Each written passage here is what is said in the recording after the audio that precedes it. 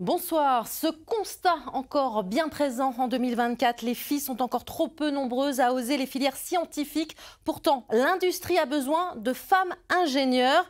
C'est pour cette raison que l'association Elle Bouge organise des ateliers dans les collèges et les écoles primaires pour parler aux filles de ces filières et des métiers qu'elles pourront faire plus tard. Les stéréotypes ont la vie dure, mais les jeunes filles se battent pour échanger et convaincre, à l'image de Liliana, élève en première.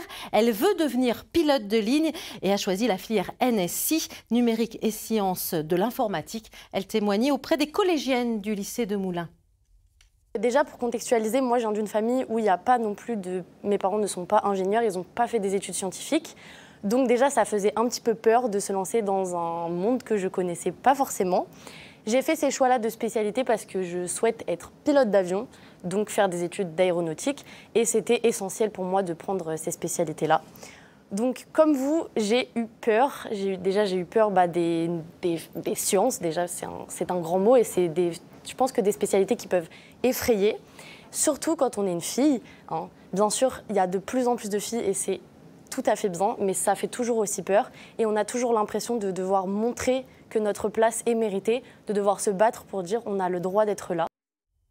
Voilà comment convaincre, comment faire bouger les mentalités. On en parle avec notre invitée Amélie Noël. Bonsoir. Bonsoir. Alors vous êtes déléguée régionale de l'association Elle Bouge, association qui a participé la semaine dernière à cet atelier avec l'école Epitech et les jeunes filles des collèges de Moulins. Vous êtes vous-même ingénieure. Quel est le message que porte l'association Elle Bouge? Donc l'association Elle Bouge, qui existe depuis bientôt 20 ans maintenant, porte vraiment un message d'envie. Les filles, aller vers les études scientifiques, techniques, à des niveaux élevés, BTS, diplôme d'ingénieur, voire même plus haut. N'hésitez pas, surtout. N'hésitez pas. N'ayez pas peur. Allez-y dans les sciences.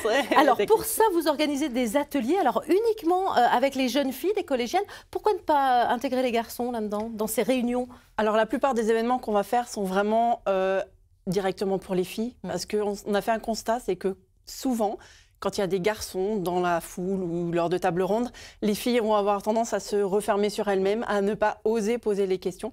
Donc là, comme on cible vraiment les filles, on a, entre guillemets... C'est plus facile d'avoir que les filles. Alors, je vous propose que l'on écoute deux autres témoignages de jeunes femmes qui sont passées par l'école Epitech à Moulins, une école qui propose un cursus de 5 ans pour devenir expert en ingénierie informatique, logicielle, et forcément, il n'y a pas beaucoup de filles.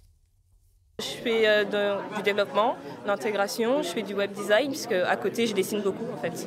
Donc j'aime beaucoup ça, donc j'ai pu lier le code et le dessin et du coup faire du web design. Moi personnellement je vise la cybersécurité, donc pouvoir réussir à travailler en gendarmerie, cybersécurité. J'ai été pompier volontaire, donc c'est aussi un milieu où il n'y a pas forcément beaucoup de femmes, etc.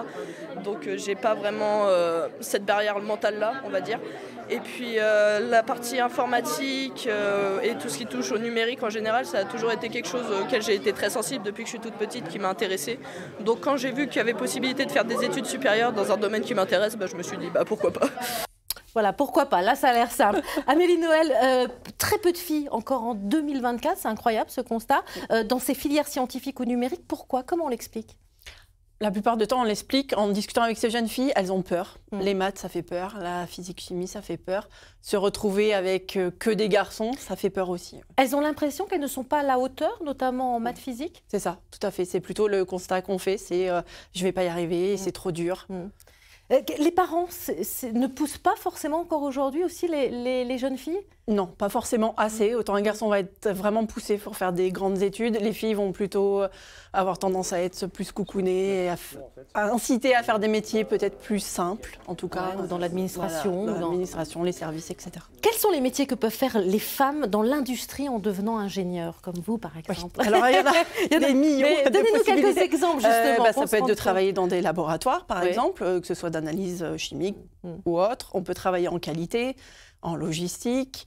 On peut aussi travailler aux achats, même si c'est plutôt tertiaire, mais finalement, il y en a beaucoup qui ont un bagage technique. On peut être commercial également. Et des métiers qui sont forcément bien payés aussi, ça faut le dire aux jeunes filles. Alors, elles n'hésitent pas à aller vers ces métiers-là. Dans l'industrie, on est plutôt bien payé. Forcément, plus on va monter en études, plus on va être payé également. Donc, ce qui permet de vivre aussi très bien derrière. Que recherchent ces entreprises de l'industrie dans les profils féminins?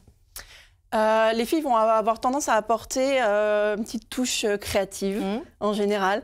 C'est vraiment un point de vue différent des hommes en général. C'est vraiment ça. On a une façon de penser différente. Donc c'est important de l'avoir. Il y a combien de femmes aujourd'hui aujourd'hui, sur les femmes ingénieurs, il y a à peu près 24% de femmes ingénieurs.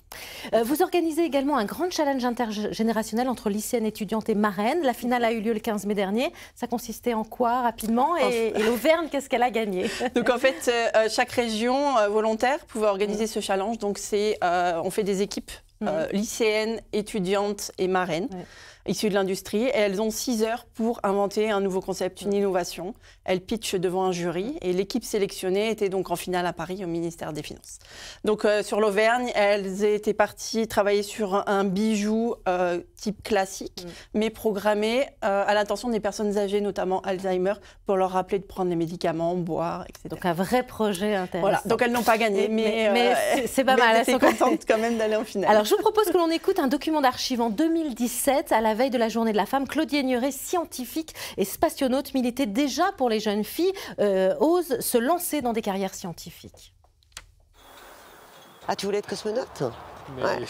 Mais tu sais, c'est génial. Hein. Tu sais, en ce moment, à bord de la station, il y a une femme qui s'appelle Peggy Watson. Elle va bientôt devenir le commandant de la station. Donc même quand on est une fille, on peut faire des choses magnifiques dans les métiers du spatial.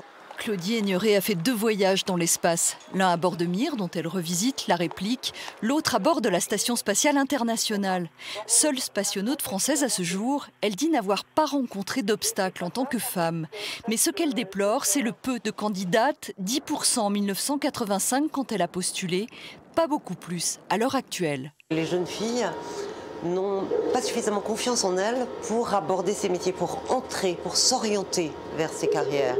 Et là, il y a un problème qui est lié probablement à une représentation des métiers, à des clichés, à des stéréotypes, à une forme d'éducation. Donc il faut leur donner confiance et leur expliquer ce que sont ces métiers.